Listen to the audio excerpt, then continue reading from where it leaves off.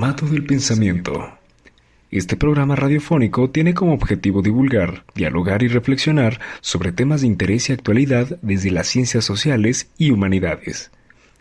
Un servicio público orientado a la pluralidad del pensamiento.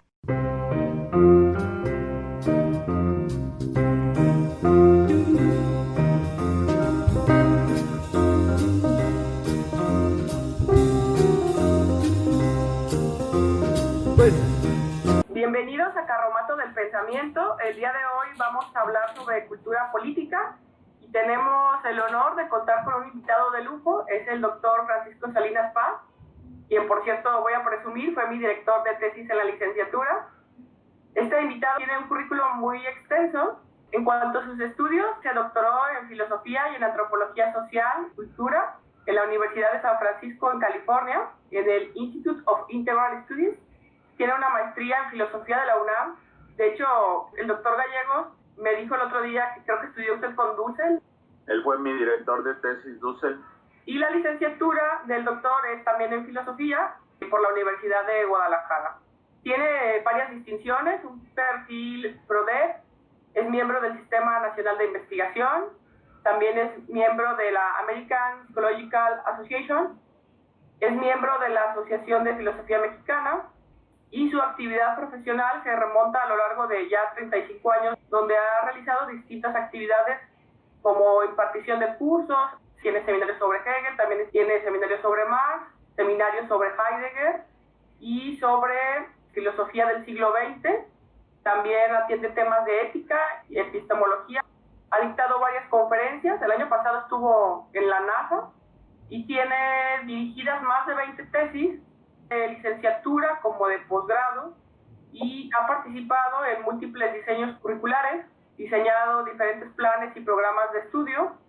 En cuanto a sus publicaciones, se encuentran Anatomía de la Pobreza en Guadalajara, un texto de 2013 que publicó la Universidad de Guadalajara, Intempestiva sobre Cultura Política Nacional, tomo 1, 2, 3 y 4, este es un texto del 2014, editorial Trauco, Hacia una genealogía y arqueología de la liberación, un texto 2016 de editorial Trauco, Prácticas políticas del Estado y representaciones, este más nuevo, 2018, por la Universidad de Guadalajara, coordinador de la publicación colectiva 200 años con Marx, un texto de 2018 también publicado por la Universidad de Guadalajara, y del 2019, Intempestiva sobre Cultura Política Nacional, en el tomo 5, también de editorial Trauco. Sus intereses de investigación van por el lado del análisis crítico de la cultura política, desde la teoría crítica, desde la filosofía de la liberación, estudios postcoloniales y Foucaultianos. Y bueno, pues el día de hoy lo que nos atiende es hablar sobre cultura. Yo tengo muy poco que decir junto al maestro, pero brevemente, para introducirnos al tema, me gustaría decir que Cassirer explica en Antropología Filosófica que el lenguaje es la herramienta que le permite al ser humano poder crear cultura y que a partir de entonces es que puede crear el mito y una vez que ha creado el mito va a pasar al logos, del mito al logos y entonces se va a iniciar la filosofía, la filosofía occidental, la filosofía griega y así sucesivamente el ser humano a través de esta cultura va a construir distintos sistemas y entre ellos los sistemas filosóficos. Quizá contextualizar un poco más la perspectiva que va a abordar el doctor Salinas Paz. Me pareció interesante mencionar un poquito acerca de Pierre Bourdieu y la mirada sociológica que le puede aportar sobre la cultura, ya que Bourdieu habla sobre capital cultural, sobre prácticas culturales, sobre la vida cotidiana. Bourdieu va a decir que la cultura forma parte de la sociedad y es un constructo que sobre todo se va a manejar desde la alta cultura, lo que él llama alta cultura, en este libro que se llama Sociedad de Cultura, o esta alta cultura tiene que ver con el intelectualismo, con las estructuras de poder que pertenecen solamente a ese estrato. Le va a interesar estudiar las estructuras de represión que hay dentro de esta cultura. Por ejemplo, va a hablar sobre los deportes, sobre el baile, sobre instituciones educativas, clases sociales, sobre el lenguaje del cuerpo, sobre la televisión, sobre el prestigio social, así como varios rubros dentro de la cultura y cómo es que se genera el capital cultural dentro de ella.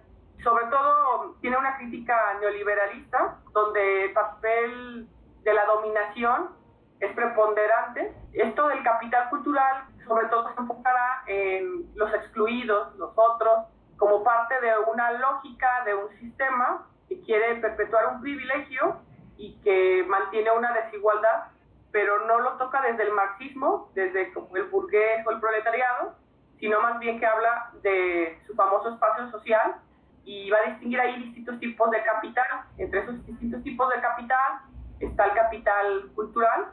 Allí va a estudiar las prácticas sociales o el campo, inclusive el hábitus, conceptos muy reconocidos en Bourdieu. Lo que va a hacer es con una observación antropológica, sociológica, de cómo se relacionan a nivel cultural estas prácticas sociales, cómo es que algunos aspiran al poder y cómo otros, los que ya lo tienen, pues quieren conservarlo. Me pareció como interesante iniciar un poco con esto del poder y la cultura por nuestro tema del día de hoy, aunque sé que hay múltiples pensadores del pasado, de la actualidad, que han hablado de la cultura. Vamos a enfocarnos más en la filosofía. Pues le doy la palabra, maestro. ¿Qué perspectiva de cultura nos quiere explicar el día de hoy? Pues Tania, número uno, te agradezco mucho la invitación a este programa. Para mí es un placer alternar con exalumnos, que en este caso pues ya eres colega mío. No se había concretado por un par de semanas por cuestión del fin de curso, pero ya estamos aquí. Y bueno, estoy listo para platicar y dialogar, alternar contigo sobre el tema de la cultura. Mira, como bien dijiste en tu pregunta final, toda tu introducción y tu pregunta final fue: ¿qué perspectiva aborda usted respecto a la cultura? Primero habrá que decir que hay distintas, en el campo de las investigaciones, siempre hay distintos paradigmas y perspectivas, y cada uno mantiene cierta coherencia y congruencia en sus procesos de investigación a partir de asumirse dentro de una perspectiva y dentro de un paradigma. Digamos que en mi caso personal, yo combino elementos de la filosofía latinoamericana. Como dijiste hace un momento, fui dirigido en mi tesis de maestría en el 93, hace ya muchos años, por el doctor Dussel. A partir de él, pues tuve una profunda introducción en el pensamiento latinoamericano. Entonces mi paradigma va por ese lado, pero también, como dijiste, tengo más de 30 años dando el seminario sobre Marx y seminario sobre Hegel. Así es que los pensamientos de Marx como un elemento crítico del sistema me son familiares, cotidianos en mis procesos de investigación. Y cuando estudié posteriormente el doctorado, me introduje a partir de la antropología y finalmente llegué a la filosofía en los estudios poscoloniales, que tienen mucha cercanía con cuestiones posmodernas. Todo esto de las etiquetas, francamente, es una puerta de entrada, pero realmente luego es utilizado dentro de los ámbitos académicos como una forma de crítica estereotipada, ¿no? Fulano de tal es posmoderno, y entonces ya la crítica estándar posmoderna, poscolonial, se le aplica a la persona sin saber que dentro de la misma perspectiva de la posmodernidad o de lo poscolonial hay muchísimas posibilidades, ¿no? La diferencia impera siempre. Entonces mi perspectiva de investigación es por ese lado que tú dices.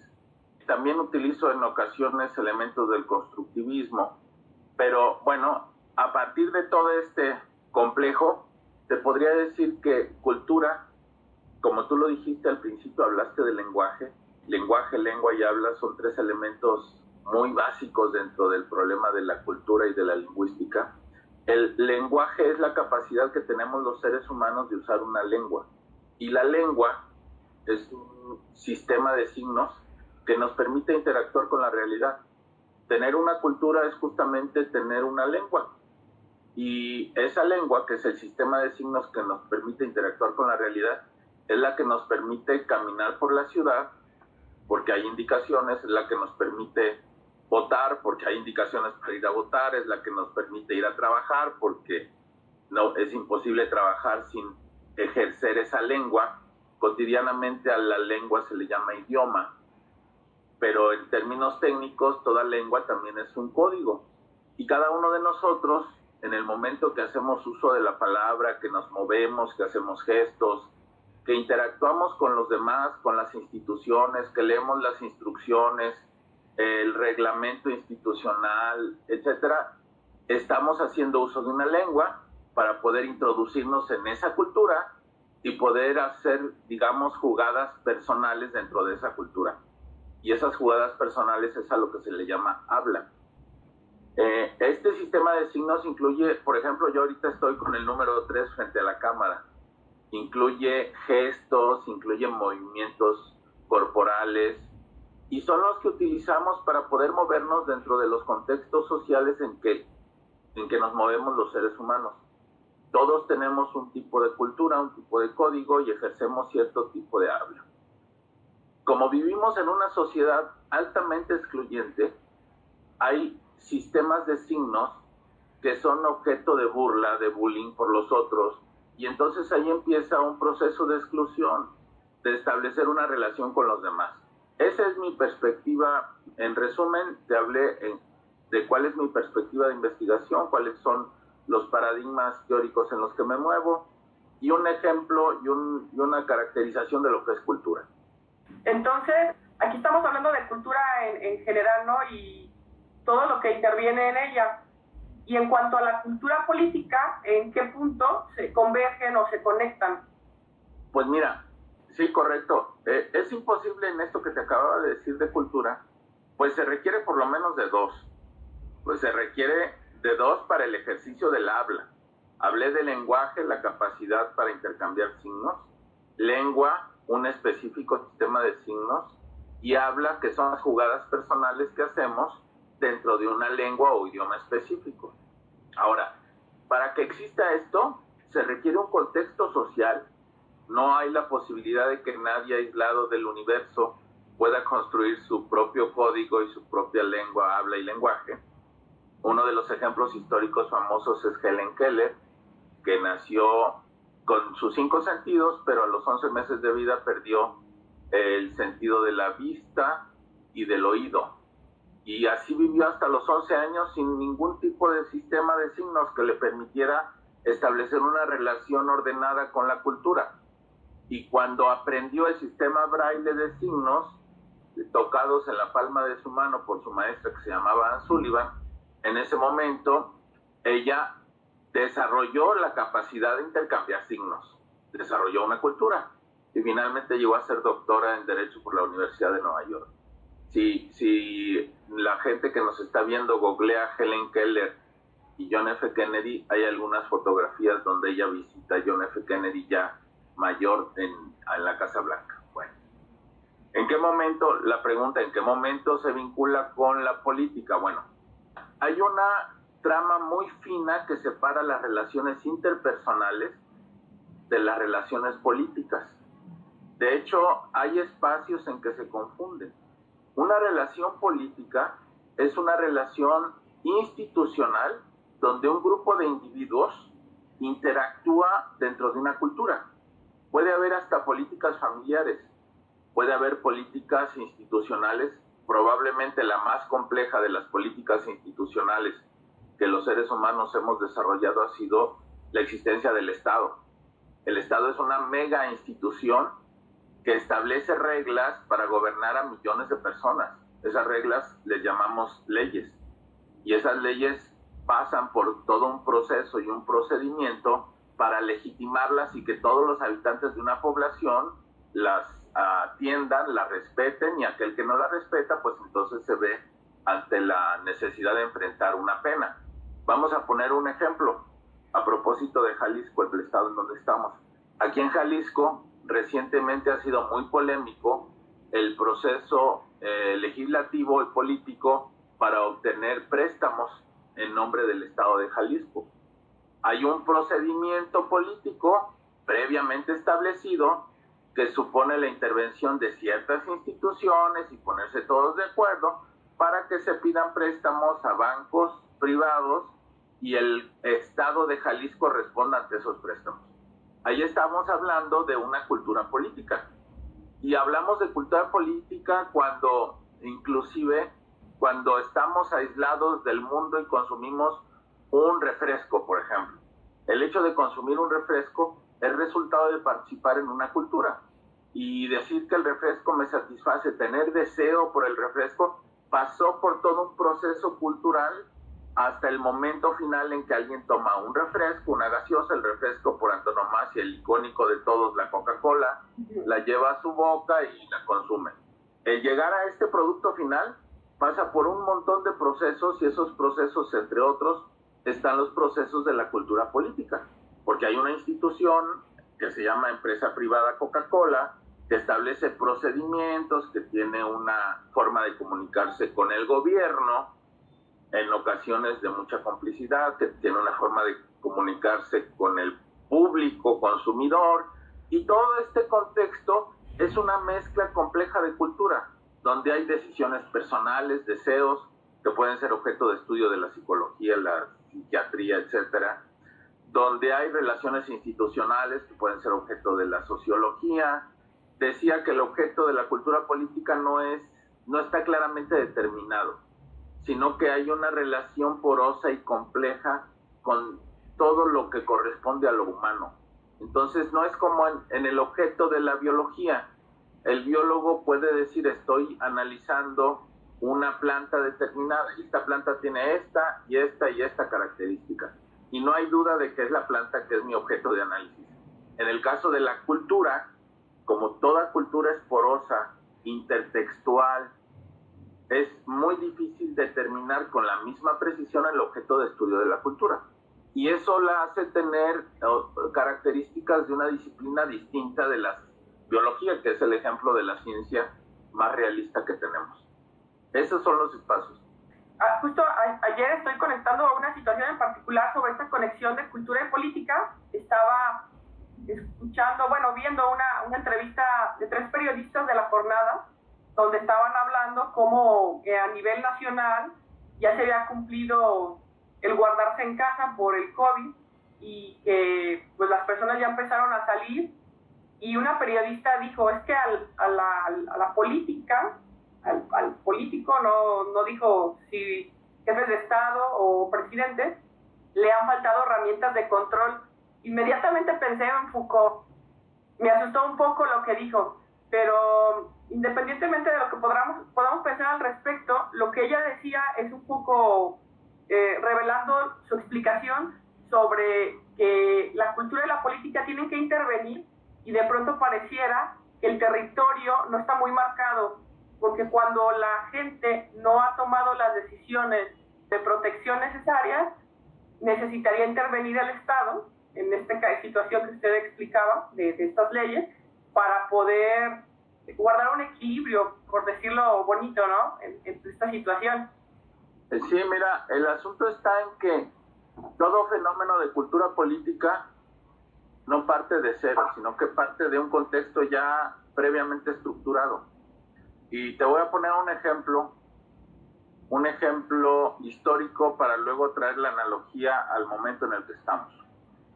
En el año 1915, Venustiano Carranza abolió las tiendas de raya, que era la institución que mantenía esclavizados a los peones a una hacienda, porque no les daban un salario, sino que les pagaban en especie, y el único lugar donde podían intercambiar sus alimentos era en la tienda de raya, y era una forma de esclavitud.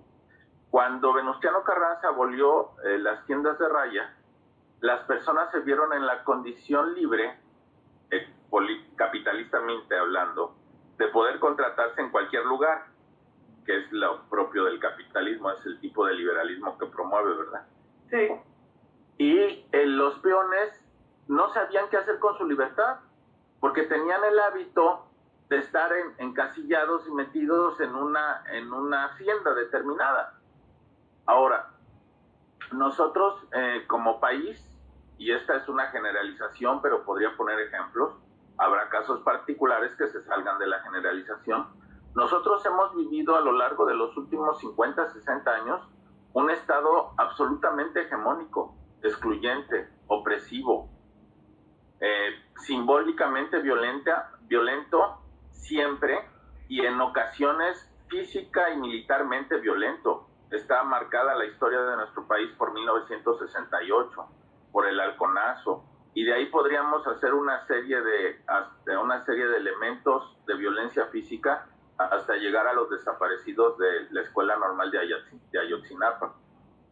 muchísimos eventos. Hemos vivido un estado hegemónico, violento y opresivo.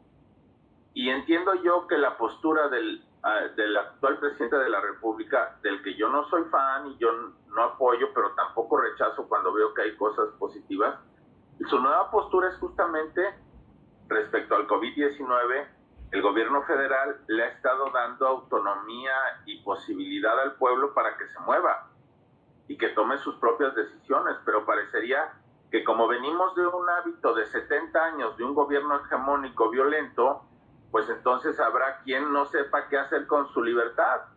Y yo no sé de qué periodista me hablas y seguramente yo hago una interpretación equivocada, pero yo me figuro la idea de que alguien que diga es que el Estado tiene que hacer uso de sus elementos de control, pues es alguien que vive muy feliz en un estado hegemónico, violento y opresivo, ¿verdad? Que es el hábito en el que hemos estado por 70 años. Y cuando te dan libertad, así como al trabajador de las haciendas de 1915 le dicen, ya eres libre de hacer lo que quieras, había quien se espantaba y decía, ¿y ahora qué voy a hacer? Si necesito yo seguir esclavizado a la tienda de raya, porque hay quien nació, vivió toda su vida en ese contexto. Yo, a la edad que tengo, toda mi vida he vivido al amparo, entre comillas, de un Estado simbólicamente violento, de un Estado que hace uso de la represión y de la violencia física. Entonces, la cultura política hace ese tipo de análisis y en particular en los últimos 20, 30 años se ha proliferado mucho el análisis de la cultura política, de los actos de habla, de la lengua, de los idiomas que encubren, disimulan procesos de profunda opresión y agresión hacia las personas sobre texto de hacerles el bien.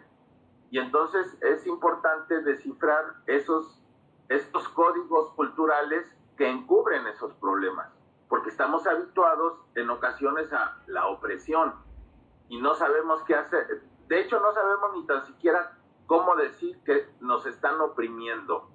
Y desafortunadamente cuando aprendes estas herramientas, pues en cada paso que ves en la sociedad ves opresión, ves violencia, aprendes a interpretar el mundo de esa manera, porque estás en ese paradigma.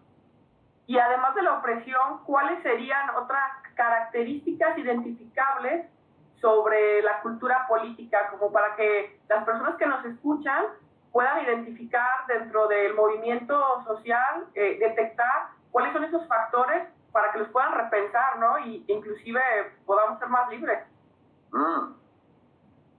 Muy interesante lo que dices. Eso que me dices lo he pensado en muchas ocasiones, inclusive respecto a mí mismo. Y voy a partir de formas muy simples, mira. Bueno, según yo muy simples, pero luego capaz de que son muy complejas. Pero el mundo, todos los seres humanos cuando llegamos al mundo, el mundo ya está construido, ya está determinado por leyes, estados y tiene una historia de miles de años, ¿verdad? Y los estados dentro de los que nacemos, que nos van reglamentando, pues ya tienen muchos hábitos y muchos procedimientos dentro de la cultura política. De manera que casi todos, no hay una institución de educación que quiera educar, esto que dije es incorrecto, pero lo voy a seguir diciendo, que quiera educar a la gente para estar transformando y revolucionando al mundo. Casi todos los procesos y diseños curriculares son para reproducir el mundo. Y cuando el mundo es un espacio injusto, hegemónico, opresivo, violento, pues el sentido común te dice que no tienes que aprender a reproducir el mundo, que de lo que se trata, pues ya todos aquellos que han estudiado a Marx, hay una famosa frase de Marx que dice que hasta ahora los filósofos han interpretado al mundo y de lo que se trata es de transformarlo. Cuando el mundo es un lugar injusto, aprender cultura para reproducir ese mundo, pues nos lleva a reproducir la injusticia. Y cada uno de nosotros somos un pequeño engrane que al educarse en esos contextos aprende uno a reproducir la injusticia como algo normal. Entonces, tu pregunta muy pertinente a propósito de este contexto que acabo de decir, ¿qué podemos hacer para entender esa violencia en este mundo y esa hegemonía? Pues lo primero es que todos los seres humanos tenemos como una primera aproximación popular, esa sabiduría popular que me permite sentir que algo está mal, algo no me gusta lo que estoy viviendo. es, teoría popular, es el principio como para poder indagar, adquirir palabras, como para poder adquirir cultura, símbolos, signos, para poder enfrentar ese mundo. En otras palabras, el mundo exige ser sentido de cierto modo, pero cuando este mundo es injusto, no hay que sentir el mundo como el mundo exige ser sentido.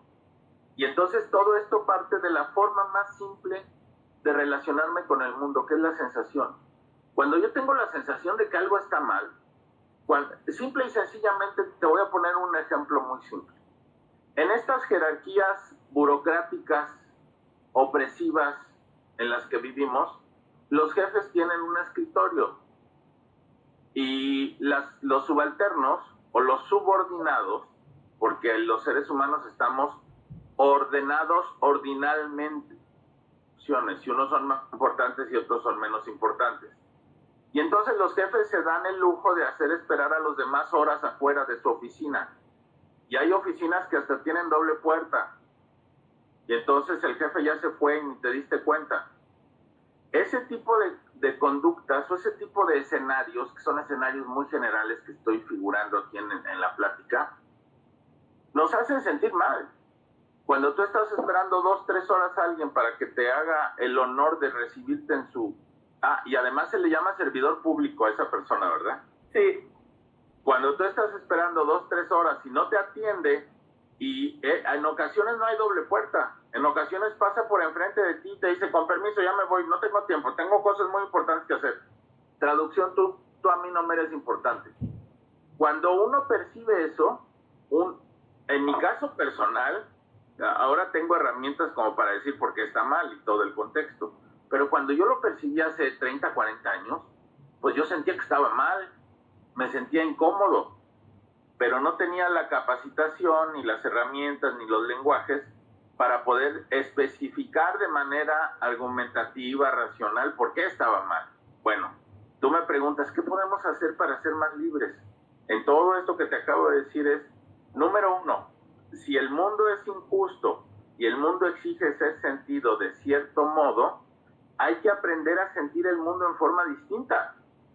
Y aprender a sentir el mundo en forma distinta hace que yo deje de ser un reproductor de la injusticia para tratar de ocupar un espacio donde mis prácticas políticas, interpersonales y culturales, lejos de reproducir la injusticia, hablando en términos de sistemas, sean un interruptor que limita esos ciclos de injusticia.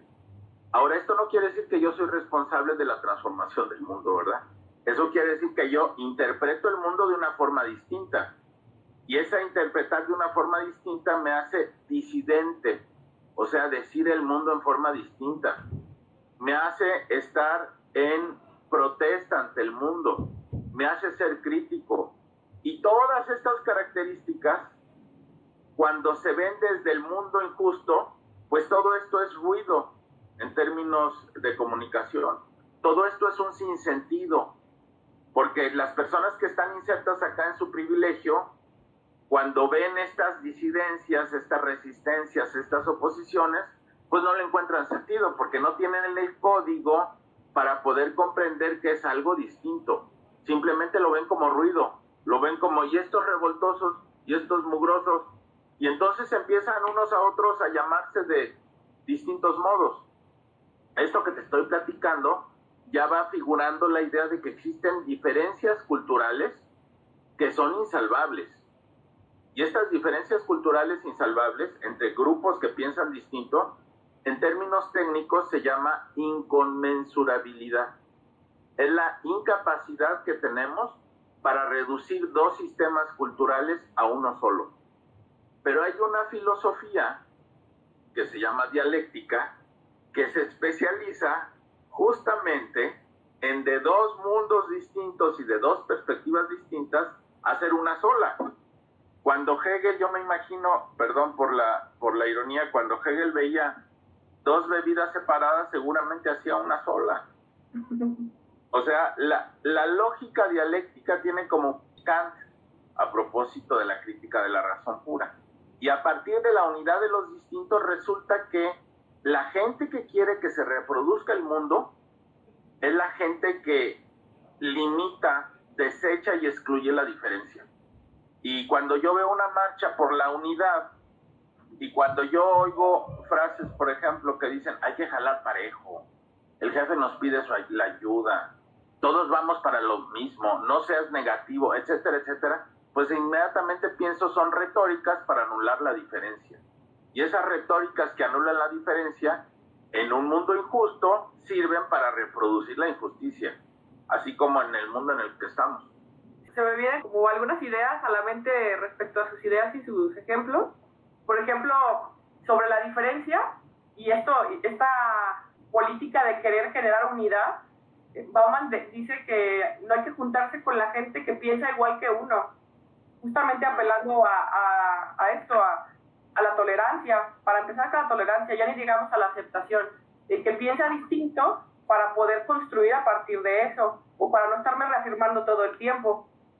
Cuando usted mencionaba que para poder ser más libres, uno podía dejar de reproducir las acciones que abonan a la injusticia y tomar acciones que sean más justas. Y después comentó, bueno, obviamente un individuo no puede, en este caso usted dijo yo, pues no voy a hacer el cambio radical, ¿no? Pero es lo que Chomsky dice en algunas conferencias, y es que los cambios no se pueden hacer desde un sujeto nada más. O sea, el cambio de uno, o inclusive cuando usted mencionaba al principio del programa que hay política dentro de una familia, solamente que una persona haga la transformación al cambio no genera un impacto tan grande como la unión de diferentes sujetos que van haciendo estos cambios. Y también estaba recordando por los ejemplos del funcionario público, si le interesaba o no el pueblo. Hace unos 2 años leí en un periódico chileno, creo que es El Economista, un artículo sobre la opresión. Era un análisis sobre las personas que tenían que esperar en el autobús y cómo esta lógica de que la gente la tienen allí ante una necesidad, esperando, es una manera de ejercer la violencia, porque se podría mejorar el transporte público. Bueno, entonces estamos viendo que la opresión es una de las grandes características de una cultura política que sé que no solamente responde a Latinoamérica ni a México, sino que se encuentra en todas las hegemonías. Y ahora yo le preguntaría sobre cuál es esta opresión, ¿puede desarrollar un poco más sobre la opresión capitalista o sobre la hegemonía como una característica de la cultura política a nivel global? Tu pregunta muy buena, pero estoy empezando a vislumbrar que este programa puede durar 5 horas, porque son tantos temas, tantas cosas, pero nadie aguanta un programa de 5 horas. Pero mira, me refiero a los espectadores, porque yo estoy muy a gusto platicando contigo. Primero quiero abordar el asunto de la relación entre el individuo y la comunidad, que lo abordaste tú también, tejiste al respecto. Y voy a poner un ejemplo histórico. Cuando Lenin participó en la Revolución de Octubre de 1917, que después resultó en la Constitución de la Unión Soviética y derivó en esa enorme dictadura que conocemos de la Unión Soviética, con todas las prácticas de Stalin. Bueno, para iniciar la revolución en Rusia, Lenin, en el momento en que inicia la revolución, él está en Suiza. Estaba llevándose a cabo la Primera Guerra Mundial. Los alemanes estaban enfrentados contra los rusos y los alemanes vieron la oportunidad de deshacerse de Rusia de la contienda de la Primera Guerra Mundial si le facilitaban a Lenin el paso. Es más, le pusieron un tren a su servicio para que cruzara Alemania y llegara a Rusia y pudiera encender los ánimos de los rusos y los zares y la milicia rusa se vieran distraídos en sus problemas internos y no pudieran seguir participando en la Primera Guerra Mundial. Obviamente pasan los años y se escribe la historia de la Revolución Rusa y hay quien glorifica la presencia individual de Lenin, como si Lenin hubiese sido el artífice.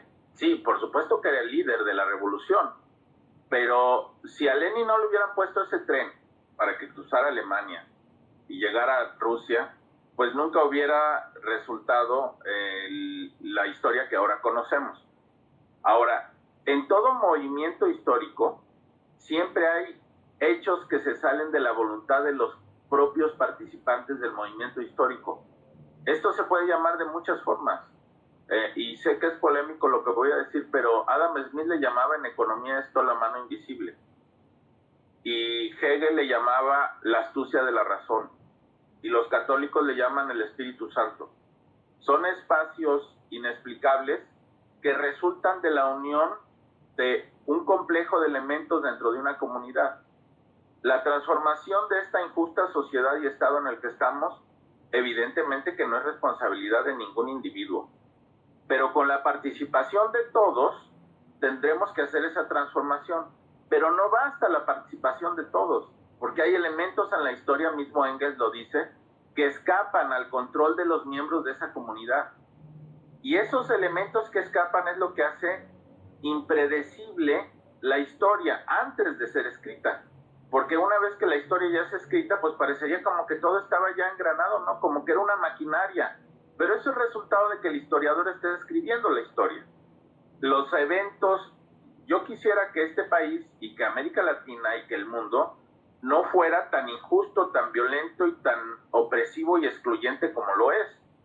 No depende de nadie, depende de todos. Y además depende de esa transformación de todos y también depende de elementos que escapan a todos nosotros, a los 7,000 millones de habitantes. Desde el hombre más considerado como el más poderoso de todos hasta el más humilde de todos. Nadie está en el control de las cosas. Ahora, una vez dicho lo cual, que es abonar a lo mismo que tú dijiste, dar algunas perspectivas completando lo que dijiste, tú me preguntaste qué hace al capitalismo opresivo. Bueno, el capitalismo tiene una característica.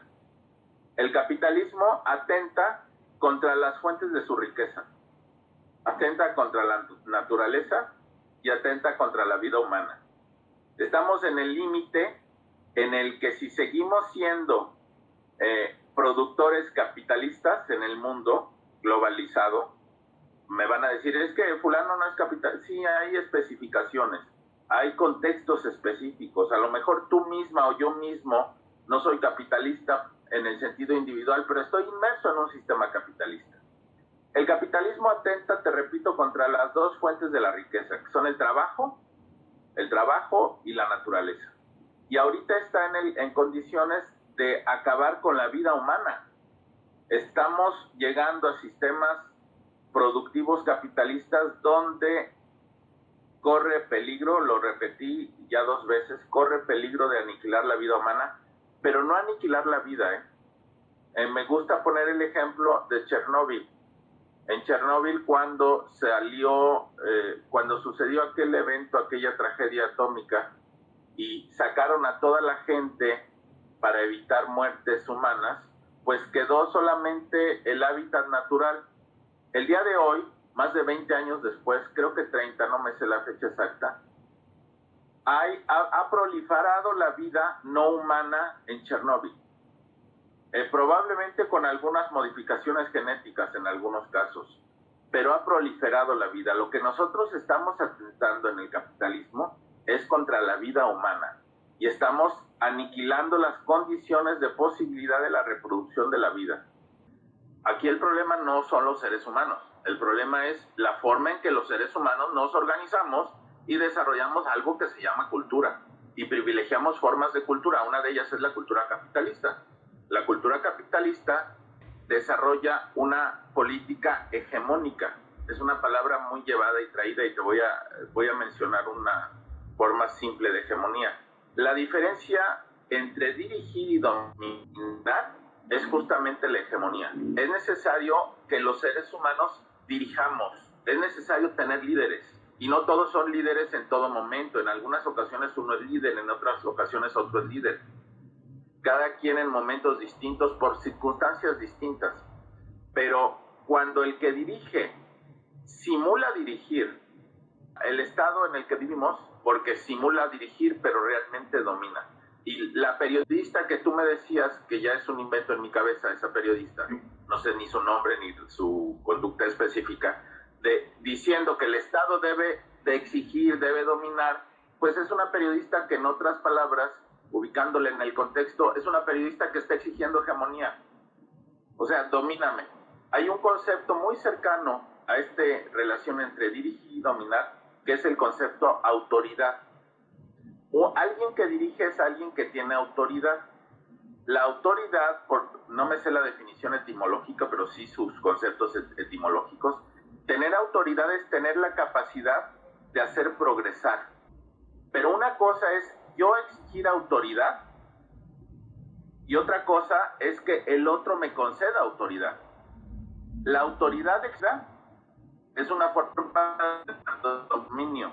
La autoridad, donde la persona tiene autoridad, porque si no usa la ley para oprimirte, para excluirte, para correrte del trabajo, esa persona no está dirigiendo. El director de esa institución, de esa empresa, que sobre una velada y sutil amenaza hace que los demás lo obedezcan, pues ese no está dirigiendo, ese está dominando. Y no puedo decir todas. Siempre que digo todas estoy equivocado. Todas las instituciones públicas para dominar.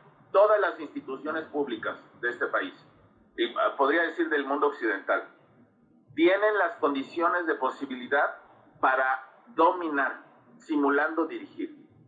¿Y dónde están esas condiciones de posibilidad? Justamente en el Estado de Derecho.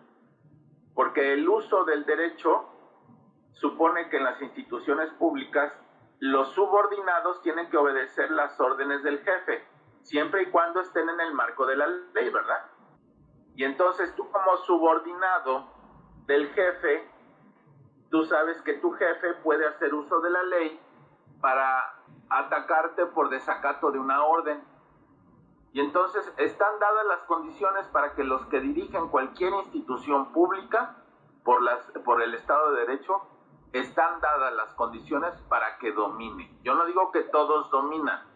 Se supone que todos dirigen, el director del instituto, el director de la oficina, etc. Así se les llama técnicamente a sus puestos. Pero entre dirigir y dominar hay una sutileza muy pequeña. Y eso hace que exista la hegemonía. Y la base, voy a regresar en mis argumentos, la base de todo esto es que la autoridad que se exige es una autoridad que fácilmente domina. La autoridad que se concede es una autoridad que fácilmente dirige. Cuando tú le concedes autoridad a alguien, tú puedes seguir las indicaciones de ese alguien, reflexionar, pero cuando alguien te exige que lo respetes y alguien te exige, si no, la ley va a caer sobre ti. En ese momento esa persona está dominando. Y estamos acostumbrados, es común, vas a cualquier oficina pública y estamos ya previamente determinados a pensar que voy a ser dominado. Me van a hacer esperar horas. El servidor público acaba sirviéndose del público. Y es un eufemismo decir, soy servidor público. Presidentes, gobernadores, presidentes municipales, policías, directores de área, jefes, están dadas las condiciones para el dominio. Por eso es que vivimos una cultura política hegemónica. La base de la hegemonía es el paso de la dirección al dominio. Ahí estaría la impotencia de Alfaro. La impotencia de Alfaro cuando publicó, no me acuerdo si en Twitter o en qué red social, donde pendejeó al pueblo y dijo, todos son unos pendejos porque no cataron la orden de su autoridad, ¿no? De su dominio. Bueno, llamar al otro que no piensa como yo, llamarlo pendejo, que ya es un acto de violencia. Además de ello, reconocer que tengo el mando de las fuerzas públicas para obligarte y dominar al otro y hacer que haga lo que yo quiera. Este elemento aislado es lo que te repito, son condiciones de posibilidad para el dominio. A mí me gustaría que el servidor público, en este caso Alfaro, tuviera puertas abiertas y cualquier persona que yo ir a dialogar con él y decirle, oiga, señor Alfaro, ¿por qué le dijo usted pendejos a aquellos que pensaron distinto? Oiga, señor Alfaro, ¿por qué usted está tomando decisiones en nombre, ese asunto de la representación política? El gobernador del estado toma decisiones en nombre de todo el pueblo y técnicamente esto es una falacia. Esa idea de la representación, nadie representa a nadie. el único que me representa a mí mismo soy yo mismo, y Alfaro solamente se representa a él. Pero hemos creado una cultura política hegemónica en donde se supone que un sujeto toma decisiones en nombre de millones y los otros millones tienen que cargar con las consecuencias de esa decisión. Entiéndase, por ejemplo, el Fobaproa, entiéndase ahora los préstamos al gobierno del estado de Jalisco, que lo googleamos y ahí nos dice cuántos años vamos a tardar y cuántos intereses vamos a pagar. Pero hay muchas retóricas para que el gobernador del estado y todos sus aliados y toda su gente cercana pues diga que eso está muy bien, ¿no? Y esas retóricas le permiten establecer argumentos, entre comillas, para decir que el pueblo de Jalisco lo necesita. ¿Hay algún otro ejemplo que usted pueda ver sobre la hegemonía y la cultura política, pero ya desde dentro del contexto de la pandemia? Bueno, yo creo que sí. A lo mejor me voy a ir muy lejos del asunto, pero tengo un grupo en Facebook que se llama Cultura Política y que justamente subí ahí algunos hace ya, porque llevamos 80 días de emergencia sanitaria. Hace 80 días subí creación de nuevos virus.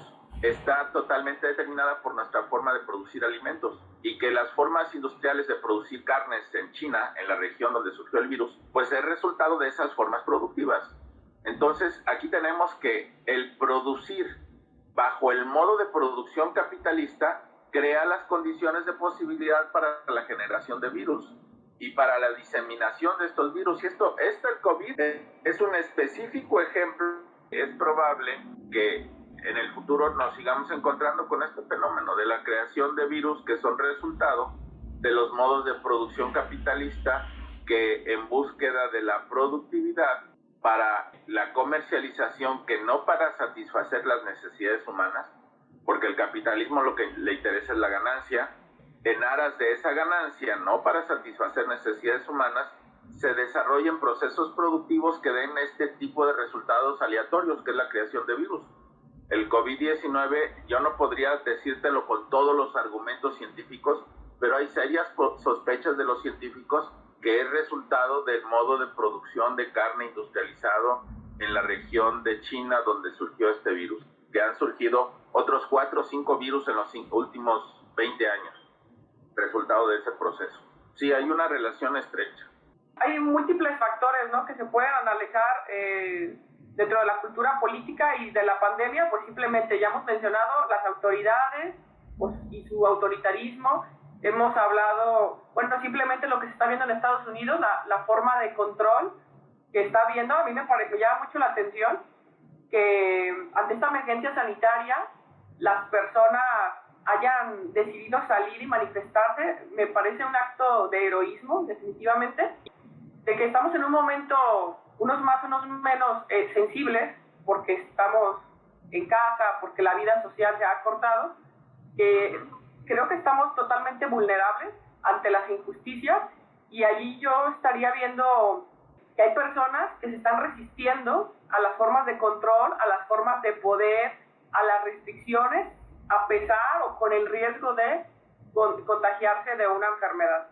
Sí, todo este proceso de protestas que vemos en Estados Unidos me parece que hace una semana fue el evento en Minneapolis, ¿verdad?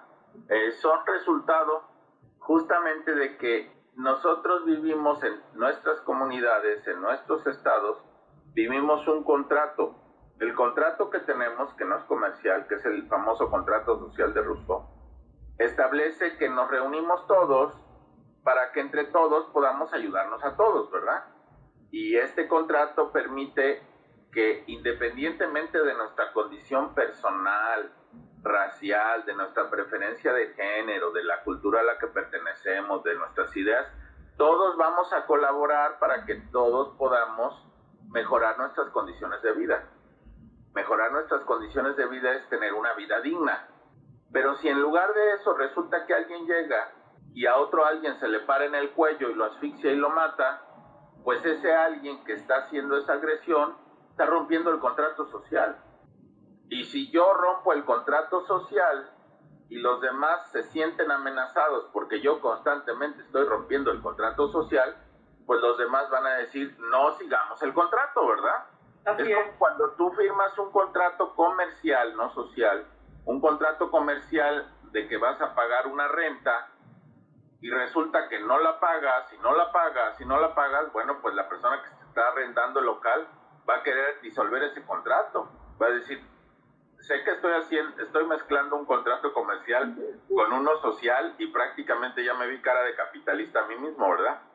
Porque es lo que el capitalismo con su política ha hecho, reducir los contratos sociales del Estado a formas de contrato comercial, los derechos humanos convertidos en un comercio, la vida convertida en un comercio a través de los laboratorios, etcétera. Me vi cara de capitalista, pero para fines didácticos de ejemplificar este asunto, pues en este contrato me están dañando a mí y al grupo al que yo pertenezco, y pues entonces yo tengo que protestar y tengo que decir, hay que cambiar el contrato.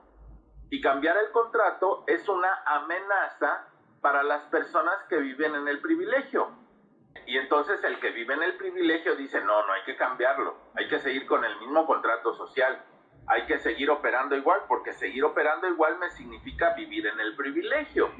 Y entonces todo lo que está a su alcance, medios masivos de comunicación, cuerpos policiales, ejército, lo mueven para fin de seguir con el mismo contrato. Ahora, desde mi perspectiva muy dramática tal vez, tengo otras perspectivas optimistas, el Estado como institución de la cultura occidental es una institución totalmente violenta.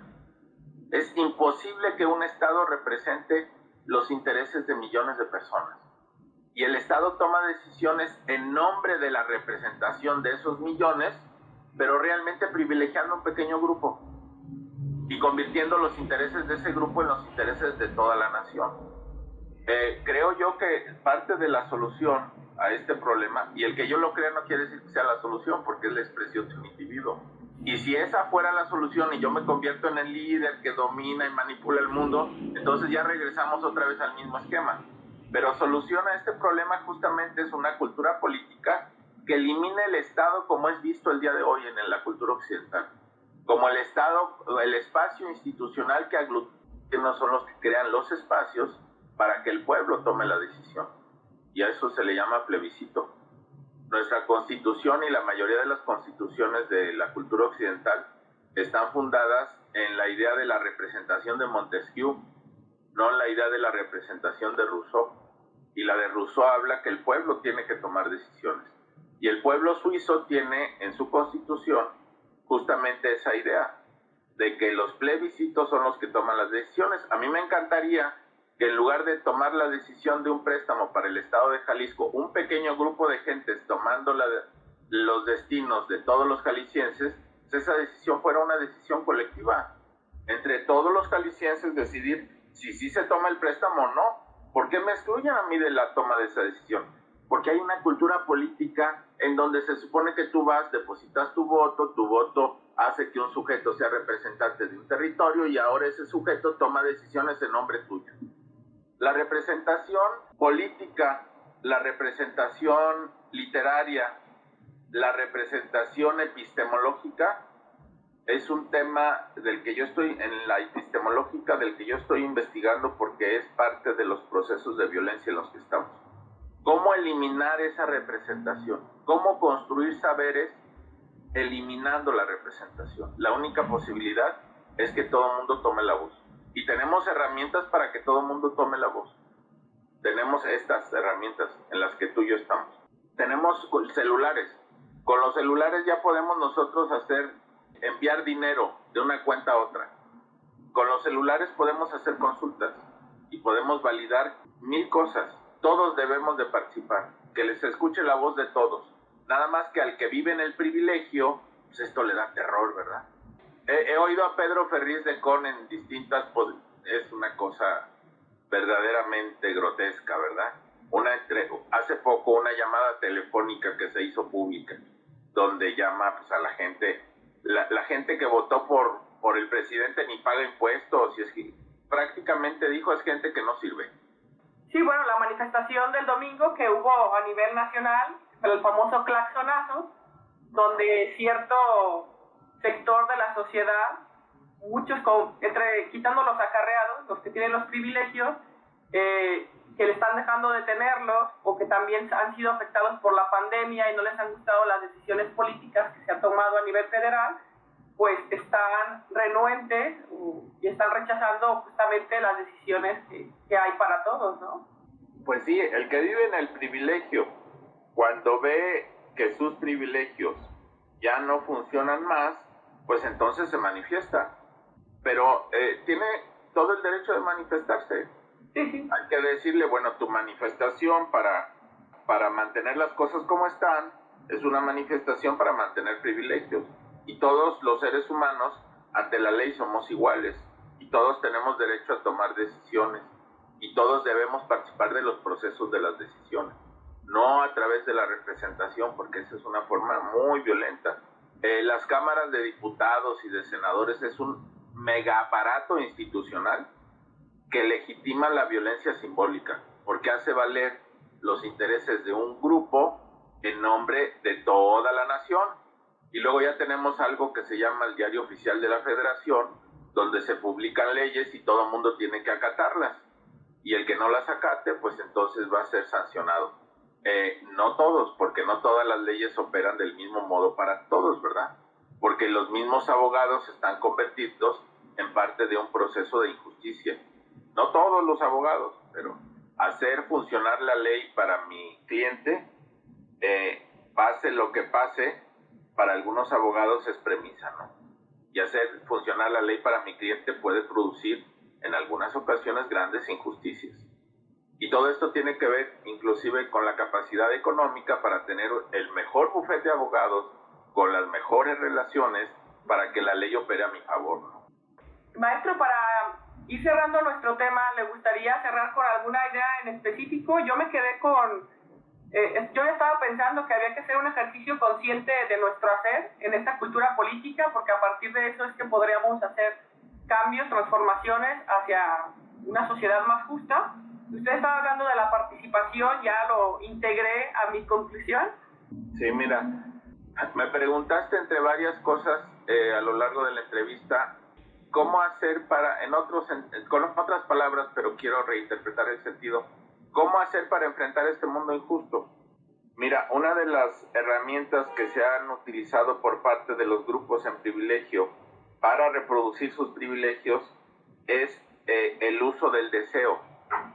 Es decir, la orden de la autoridad que domina se internaliza como deseo en el individuo, aparece como deseo. Hay un proceso de internalización de la orden del otro y aparece como deseo.